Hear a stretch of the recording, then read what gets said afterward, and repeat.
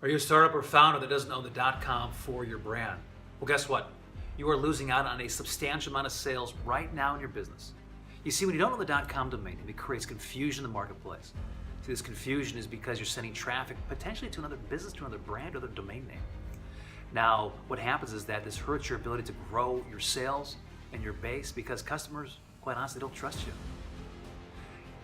What happens is that they see you as this perpetual startup. Even if you've been in business for 2, 3, 4, maybe even like over 5 years, they still view you as a startup because of your domain name. And what happens is that customers, they no longer view you in a vacuum today. They're going to view you and they're going to look at the product that you're offering, and they're going to pull up the competitors, and as they look at them, they're going to say, hey, you don't look like a leader. You don't look like you're in a leadership position because it looks a little bit sketchy. Maybe you have a get or a try or an LLC, or maybe like an additional 1 or 2 words on your domain name. But it creates this incongruity to your brand because you call yourself one thing, but your domain name is something else. This confusion that you create. You see, all your efforts, everything from branding to marketing to your messaging, your communication, your email, it's impacted when you don't have the .com for your domain name. Before I go on further, I want to ask you a question. I want you to consider this question.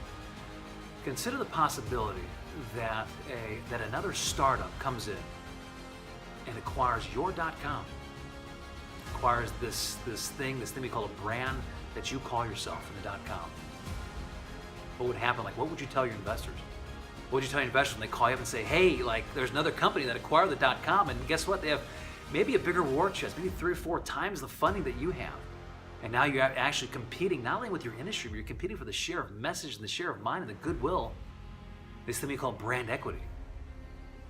What do you tell your employees when you have to say, hey, listen, we're no longer just competing with people in our industry, we're actually competing with a share of mind of this other brand, this other company, this other startup that acquired the .com for our brand. See, what do you tell your customers when they call and say, listen, I tried to find you. I sent you that email, but I got directed to a different company. A different company emailed me back. What do you tell them when there's this confusion that's out there, when every touch point to say, listen, don't go over here. Go over here because we're over here. That's not us. That's a different company. So your domain name impacts every aspect of your business. How would another startup acquiring your .com impact your ability to grow? See, I talked to the world's pioneers and the top brands in the world, and they just think differently. These creators, they think differently. They insist on owning the .com for their brand. In fact, some of them will actually rebrand, in the process as they're branding. If they can't own that, it's not an option. We have to own the premium positioning to protect the investment and protect all the goodwill and the efforts that we're putting in to creating this our passion, our mission, this brand. But see, one of the things that happens is that once you realize you need to own your .com, then other problems come up, right? So most founders we talk to, they don't know how to get in touch with the owners of the .com. It could be just that, the new GDPR regulations. Most domains are under privacy. It's very difficult unless you are in the business. You don't know how to track them down. Or they're owned by a Fortune 500 company, and to get the right stakeholder is critical, because if you get the wrong person, what's going to happen is that they're going to say no, and you'll forever lose the opportunity to own your domain name, to have even the opportunity to negotiate for your domain name, because you got with the wrong person and said no, no, we're not even going to consider it. You see, after you find the owner, then you got to negotiate with the owners, and you need to know that there's 3 different types of owners. There's 3 different ways to negotiate with them. If you do this wrong, once again, if you don't play into the risks that they have, the opportunities that they have, what they're seeking, what they're looking for, then once again you're going to pay 2, 3, maybe triple the value. Or you'll be told, no, hey, this domain's not for sale.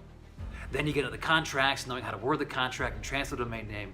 So what you're seeing here is that it's a difficult process. It can be a difficult process, and you got one shot at it. If you do it wrong, then chances are you'll never have the opportunity to control the positioning, the leadership, the credibility, the aspirational quality that comes with owning the .com for your brand. So what you see here, the fact is that this is one of the biggest missing pieces. The biggest missing pieces for your company getting that sweet, sweet payout that you're looking for. You see, you're not going to reach and you're not going to obtain the multiple that you're looking for when you do go to sell. If you do go to sell, if you don't own the .com, if you don't own the positioning. So here's the deal. Hi, I'm Chris Zeiker at Media Options, and I help founders and startups acquire their .com domain at the lowest possible cost today. Some of the companies I've worked with are Amazon, AstraZeneca, IAC, Plume, Twist. I mean, we've sold a lot of domain names. We've worked with Fortune 500 companies all the way down to startups with very limited funding. We have helped a lot of companies to acquire their .com domain name and help them with their domain strategy. So, if you're looking to get the most customers now, you're looking to make your investors happy, and you're looking to get that like the biggest payoff for your brand, then I could probably help you. I could probably help you to acquire your .com domain name. But here's the thing: like the only way to know is that if we get on the phone and we have a conversation to see if I can help you.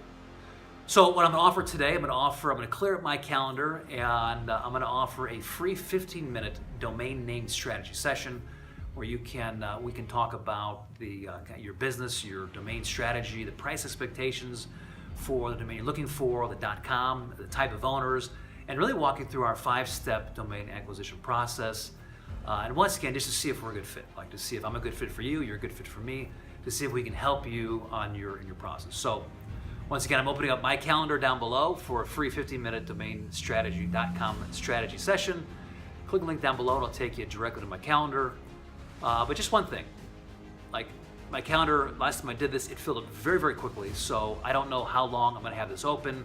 I can probably take maybe 2 to 3 new clients this month because we have a lot that we're working on the back end. So feel free, click on that if you're interested and set a meeting up with me.